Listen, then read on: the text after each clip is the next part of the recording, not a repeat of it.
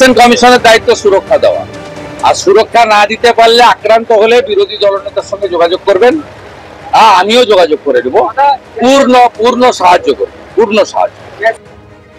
নজরুল মঞ্চের ছবি আপনাদের দেখালাম, অন্যদিকে যেসব বিল্ডিং সেখানেও আজকে বিএলওদের চূড়ান্ত পর্বের প্রশিক্ষণ ছিল, আর সেখানে কিভাবে চললো এই প্রশিক্ষণ পর্ব তুলে ধরেছেন আমাদের প্রতিনিধি সুকান্ত মুখোপাধ্যায়। আমরা এই মুহূর্তে রয়েছি যেসব বিল্ডিংয়ে, এবং দেখা যাচ্ছে যে থার্ড লেভেল যে ট্রেনিং বিএলওদের তারা কিন্তু এখানে দেওয়া হচ্ছে। 4 নভেম্বর থেকে 4 ডিসেম্বর পর্যন্ত এই এনুমারেশন ফর্ম প্রত্যেকটা বাড়িতে যাওয়া, সেখানে যৌথভাবে কিভাবে বিএলওদের সাথে তারা কাজ করবেন, সেখানে গিয়ে প্রত্যেকটা একেবারে ভোটার তালিকা মিলিয়ে দেখা এবং সেক্ষেত্রে দাঁড়িয়ে সেটাকে পরবর্তী ধাপে ম্যাপিং করা, এই যে গোটা প্রসেস তা কিন্তু আজকে নির্বাচন কমিশনের তরফে হাতে কলমে দেখানো হবে। যেসব বিল্ডিংয়ে দেখা যাচ্ছে এই মুহূর্তে উত্তর কলকাতার মানিকতলা বিধানসভার 277টি পার্টের 400-রও বেশি বিএলও তারা এখানে রয়েছেন। দুটো ধাপে মূলত আজকে তাদের এই প্রশিক্ষণের ব্যবস্থা করা হয়েছে এবং 11:30টার কিছু পর থেকে এই যে ট্রেনিং তা কিন্তু শুরু হয়েছে এবং সব মিলিয়ে এই মুহূর্তে বিএলওরা এখানে আছেন। তাদেরকে আলাদা করে ফর্ম দেওয়া হয়েছে, কোন কোন এরিয়াতে তারা যাবেন এই গোটা বিষয়টি কিন্তু তাদেরকে খতিয়ে দেখানো হবে এবং হাতে কলমে তাদেরকে কার্যত প্রশিক্ষণ দেওয়া হবে। ক্যামেরায় কৌশিক কর্মকারের সঙ্গে সুকান্ত মুখোপাধ্যায়, এবিপি আনন্দ। ভয় তো একটু লাগছেই, ভয় লাগছে একটু, কিন্তু করতে হবে, আমাদের কোনো অল্টারনেটিভ আর অপশান নেই। মনে হয় আমাদের সমাজের প্রত্যেকটা লেভেলের সব মানুষেরই একটু ওপেন মাইন্ডেড হয়ে সব কিছু দেখা দরকার। যেই কাজগুলো দরকার করতেই হবে সেগুলো যেভাবে হোক করতে হবে।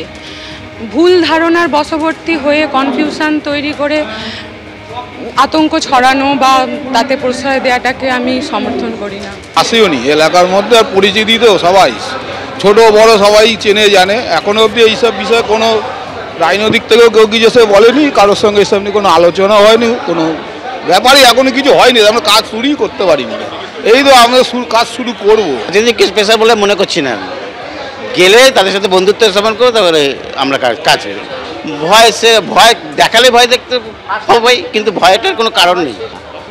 আমি নিজেও ভয় পাই না, কারণ দেখুন কাজ করতে এসেছি, কাজ করব, দেশের জন্য কাজ করব, সমাজের জন্য কাজ করব।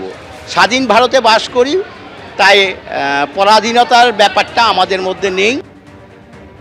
আগামী মঙ্গলবার থেকে এসআইআর এর বাড়ি বাড়ি গিয়ে কাজ শুরু করতে চলেছেন বিএলওরা, এবং তার আগে বিভিন্ন জায়গায় আজকে চূড়ান্ত পর্বের প্রশিক্ষণ ছিল। একাধিক জায়গায় আপনাদের দেখালাম যে বিশৃঙ্খলতা তৈরি হয়। নজরুল মঞ্চ, সেখানে আজকে বিক্ষোভ দেখিয়েছেন বিএলওরা। অন্যদিকে ডিরোজি অডিটোরিয়াম এবং যেসব বিল্ডিং সেখানেও হলো আজকে বিএলওদের চূড়ান্ত পর্বের প্রশিক্ষণ। আর এবার শিলিগুড়ির ছবি আপনাদের দেখাবো, সেখানেও আজকে বিএলওদের ট্রেনিং শুরু হলো।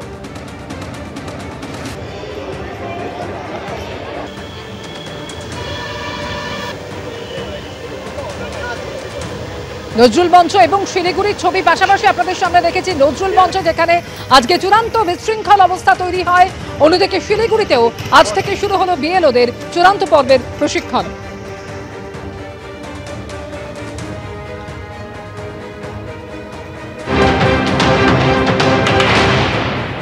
চারিদিক থেকে যেটা শোনা যাচ্ছে সে একটা নিরাপত্তার প্রশ্ন তো আছেই। হ্যাঁ, আমরা কাজ করতে গিয়ে যদি বিভিন্ন পলিটিক্যাল প্রেশার বা বিভিন্নভাবে আক্রান্ত হই, সেক্ষেত্রে আমরা কি করব?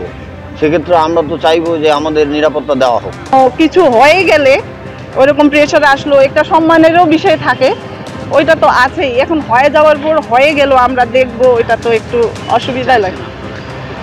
একটু একটু মানে এই ডিপার্টমেন্ট দিকে একটু আমাদের উপরে একটু চাপটা, তারপরে একটু সিকিউরিটি হিসাবে কিছু একটা থাকলে ভালো হবে। ওনারা বড়রাই বুঝতে পারবে এটা, কিন্তু একটা কিছু থাকলেই তো ভালো। তো আছে, আমরা আতঙ্কে আছি, আদৌ কিভাবে কি করতে পারবো না পারবো জানি না, একটা আতঙ্কে তো আছি। নিরাপত্তা দিক আমাদের, ইলেকশন কমিশন নিরাপত্তা দিক, আমাদের কাজ করতে তো কোনো অসুবিধা নেই।